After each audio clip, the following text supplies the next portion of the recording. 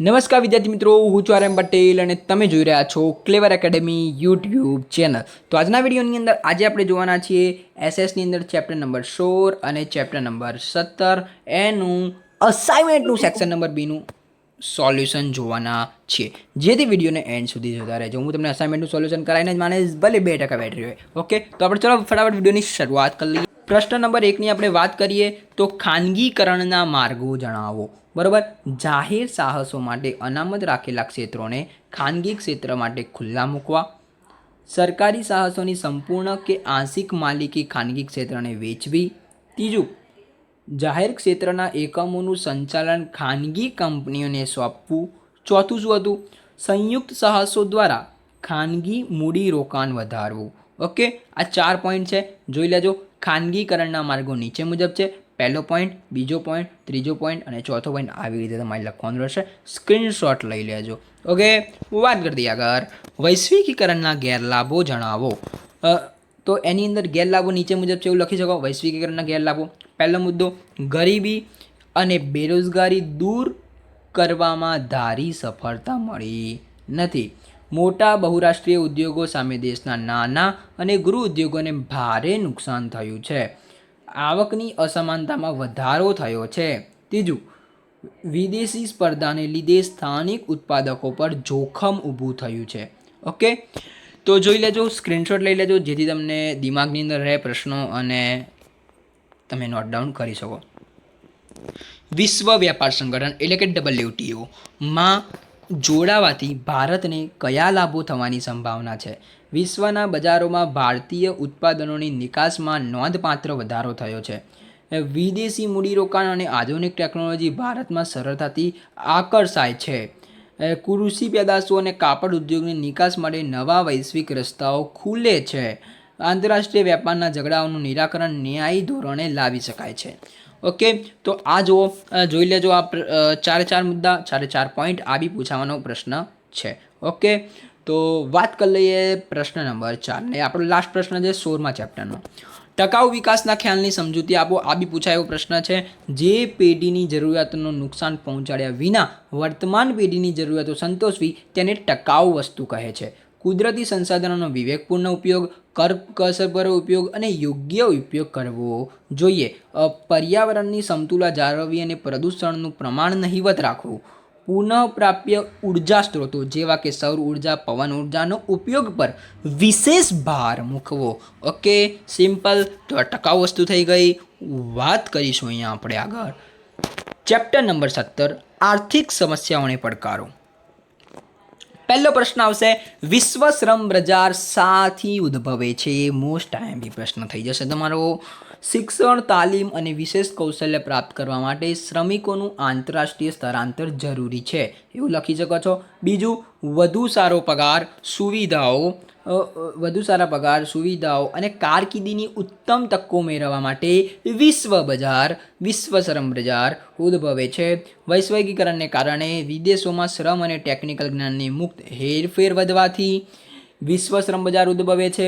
બહુરાષ્ટ્રીય કંપનીઓ દ્વારા વૈશ્વિક સ્તરે કુશળ કર્મચારીઓની ભરતી થવાથી બી વિશ્વ શ્રમ બજાર ઉદ્ભવે છે. જોઈ લેજો, 4 પોઈન્ટ તમે સ્ક્રીનશોટ લઈ લેજો.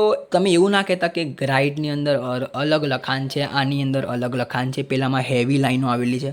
તો હું તમને કહીશ, આ એકદમ ઇઝી ભાષામાં લખેલું છે, આ લખજો, તમને યાદ રહેશે.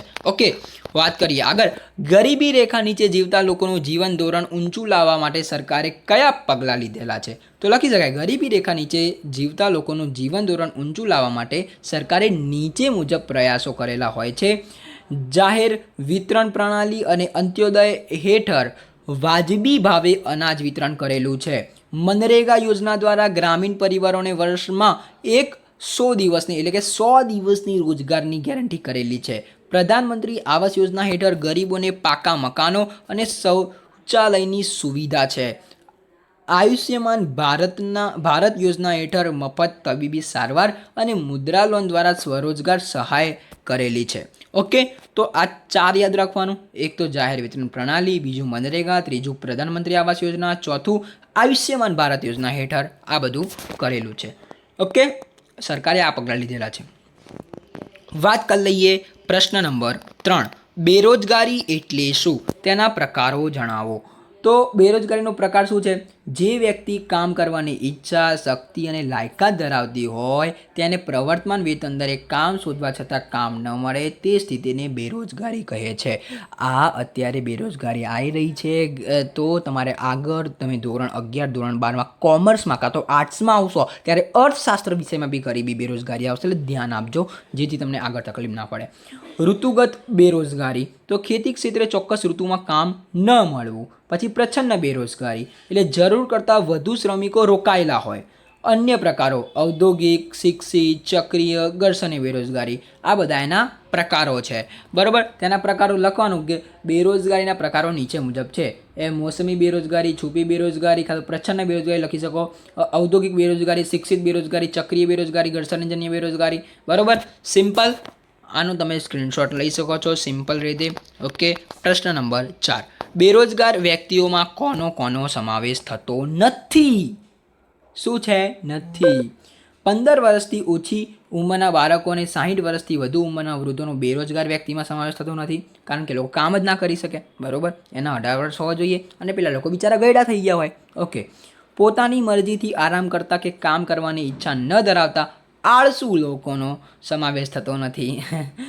ગૃહિણીઓ કે જેઓ માત્ર પોતાના ઘરકામમાં વ્યસ્ત રહે છે એમનો બી સમાવેશ થતો નથી. શારીરિક કે માનસિક રીતે અશક્ત, દિવ્યાંગ અથવા લાંબી બીમારીથી પીડાતા લોકો એમનો બી બેરોજગારીમાં સમાવેશ થતો નથી. સિમ્પલ છે પ્રશ્ન, સ્ક્રીનશોટ લઈ લેજો. સમજાવો સાપેક્ષ ગરીબી અને નિરપેક્ષ ગરીબી. વેરી મોસ્ટ ટાઈમ બી પ્રશ્ન પૂછાશે. પ્રથમ પરીક્ષાની અંદર આપણી ગેરંટી છે. નિરપેક્ષ ગરીબીની વ્યાખ્યા શું છે? જે લોકો જીવનની પાયાની લઘુત્તમ જરૂરિયાતો અનાજ, કપડાં, રહેઠાણ પણ સંતોષી શકતા નથી તેને નિરપેક્ષ ગરીબી કહે છે. અને સાપેક્ષ ગરીબી શું? સમાજના જુદા જુદા આવક ધરાવતા જૂથોની તુલનાત્મક સ્થિતિ છે. જેમ કે એ વ્યક્તિની આવક બી વ્યક્તિની આવક કરતાં ઓછી હોય તો એ વ્યક્તિ બીની સાપેક્ષે ગરીબ ગણાય. આને શું કહેવાય? સાપેક્ષ ગરીબી. આ નિરપેક્ષ ગરીબીની વ્યાખ્યા થઈ ગઈ, આ સાપેક્ષ ગરીબીની વ્યાખ્યા થઈ ગઈ. બરાબર, સાપેક્ષ ગરીબીનો ખ્યાલ વિકસિત દેશોમાં દેશોની આવકની અસમાનતા માટે વપરાય છે. સિમ્પલ. આ થઈ ગયું સાપેક્ષ ગરીબી, નિરપેક્ષ ગરીબી. તો વિદ્યાર્થી મિત્રો, વિડીયો પસંદ લાગે તો વિડીયોને લાઇક, ચેનલને સબસ્ક્રાઈબ કરી દેજો. આપણે સ્ટાન્ડર્ડ 10 અસાઇનમેન્ટ સોલ્યુશનમાં સેક્શન બી આખો પતાવી દીધો છે. ઓકે, તો વિડીયોને લાઇક, ચેનલને સબસ્ક્રાઈબ કરી દેજો. મળે નેક્સ્ટ વિડીયોમાં. ત્યાં સુધી good bye, take care, all the best.